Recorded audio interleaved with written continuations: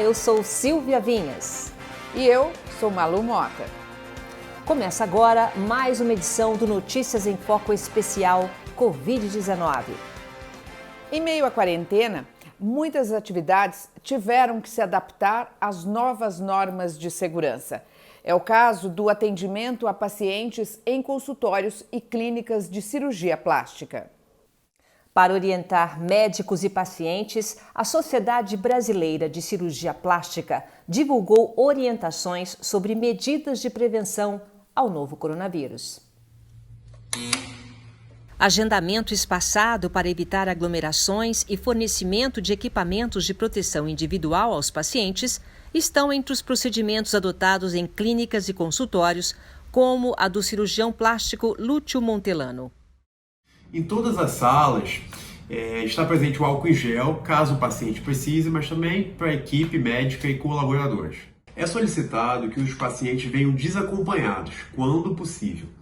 E também nossos horários de atendimento se alongaram, para eles não se encontrarem na sala de espera. Assim que os pacientes chegam ao consultório, eles ganham uma máscara descartável e propé, para eles colocarem antes de entrar na clínica.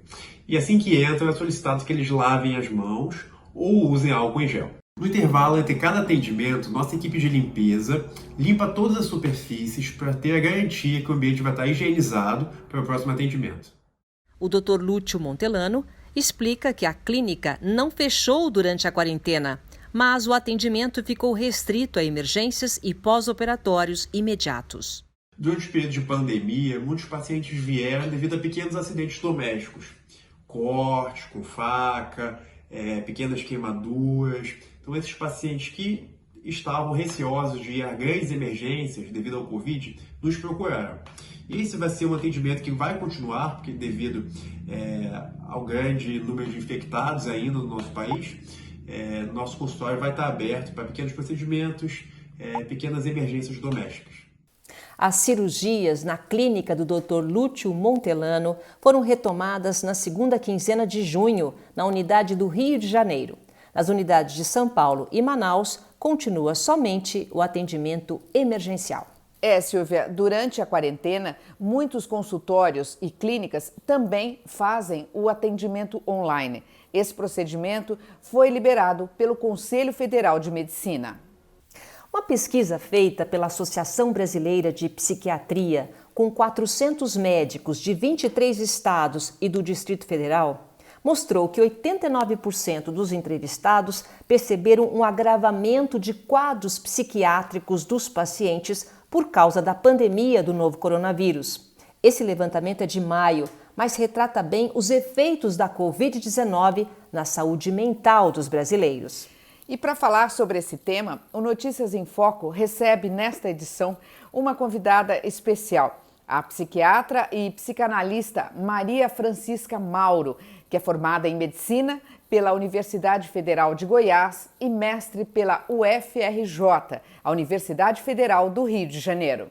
Seja muito bem-vinda, Maria Francisca, e obrigada por dedicar parte do seu tempo para conversar aqui com a gente, né? Francisca, eu começo te perguntando o seguinte, nesse tempo de pandemia, houve um aumento no número de casos ou os casos que você tinha, eles se agravaram durante essa pandemia? Primeiramente, obrigada, né, Malu e Silvia, pelo convite de estarem aqui conversando com vocês na tarde de hoje.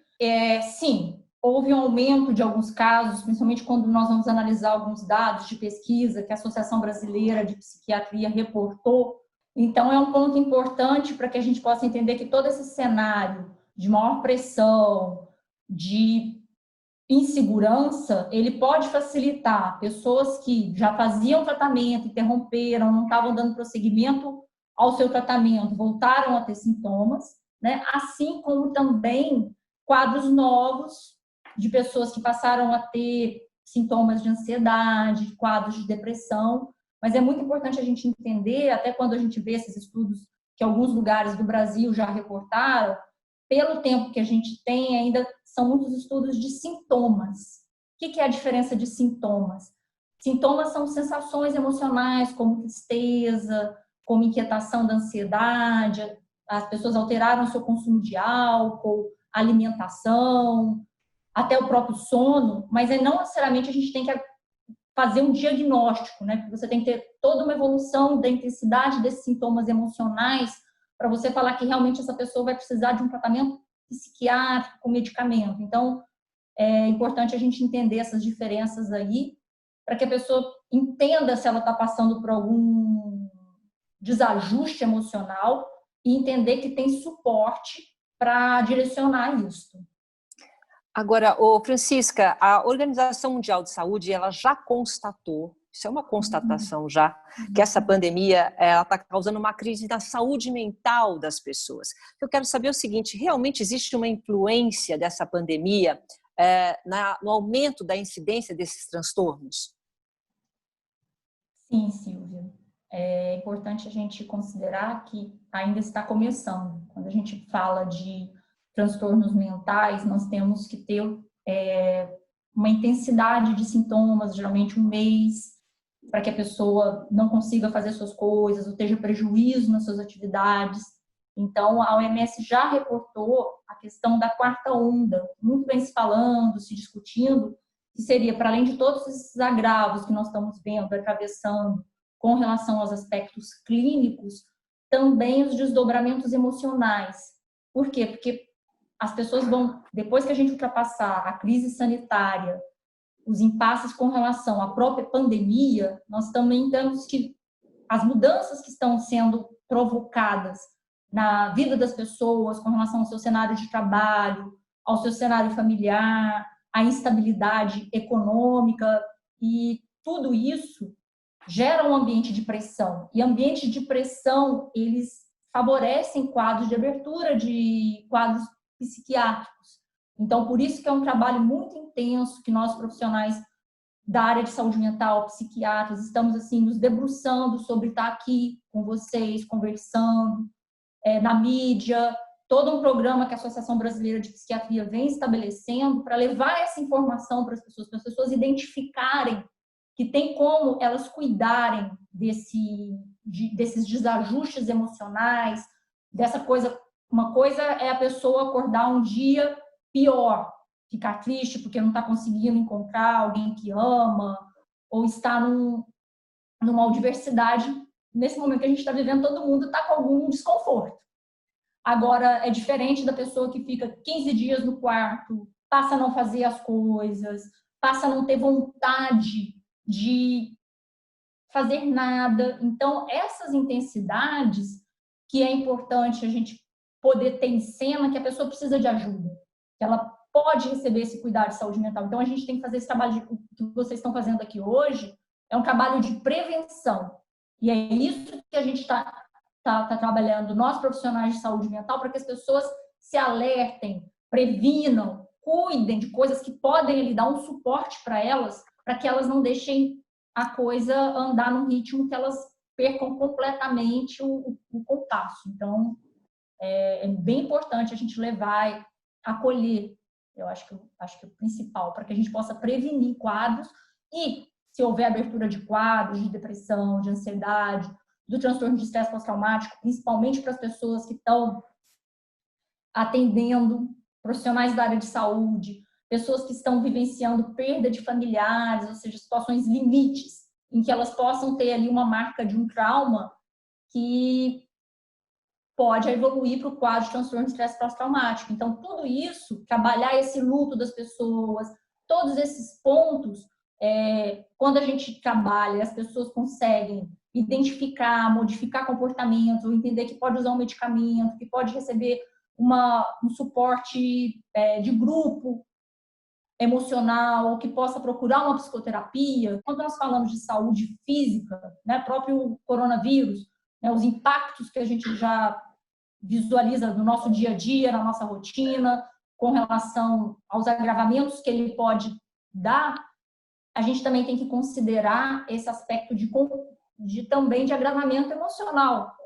Então, tem nuances aí que acho que vale a pena a gente estar ressaltando e aí falando com o público de vocês, com as pessoas que estão nos acompanhando hoje.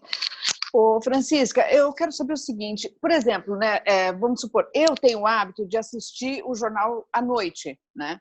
E lá, quando a gente se depara com o número de casos, o número de mortos, aquilo realmente provoca em mim, não, mas eu não sei se, por vezes, eu vou dormir preocupada, porque, assim, instala um sentimento muito diferente com o número de casos. Quando a gente olha para isso, isso representa um medo, um perigo.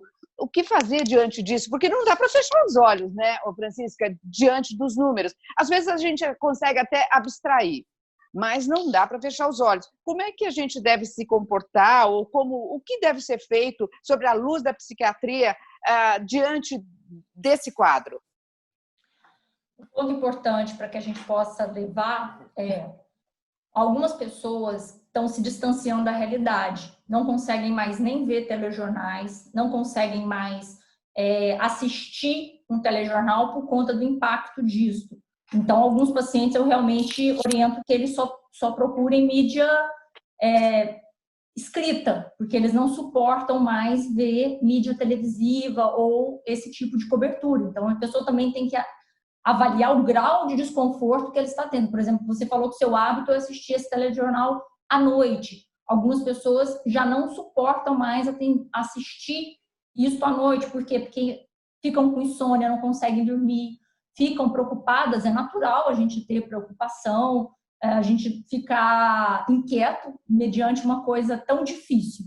Então, é um sentimento humano de empatia também.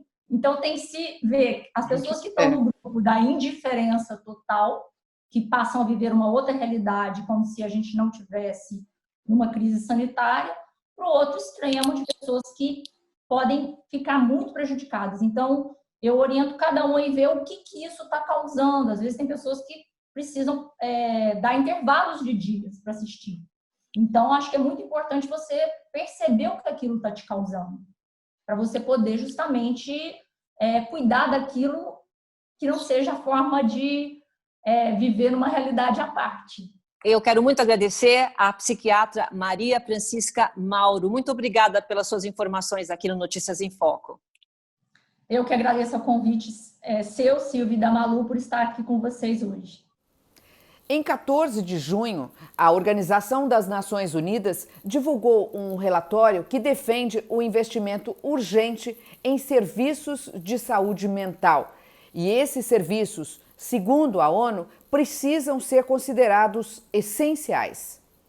E o Notícias em Foco fica por aqui. Só lembrando que você pode acompanhar esta edição também nas nossas redes sociais: Instagram, Twitter, Facebook e no YouTube. E nós encerramos com um clipe do Will Tomão. O professor de música é brasileiro, mas mora na Suécia. Ele faz adaptações de obras clássicas com o clarinete. A ópera A Flauta Mágica foi composta por Mozart em 1790, que a propósito é lindíssima. E você fica agora com um trecho dessa ópera com arranjos em 4 clarinetes. Até a próxima!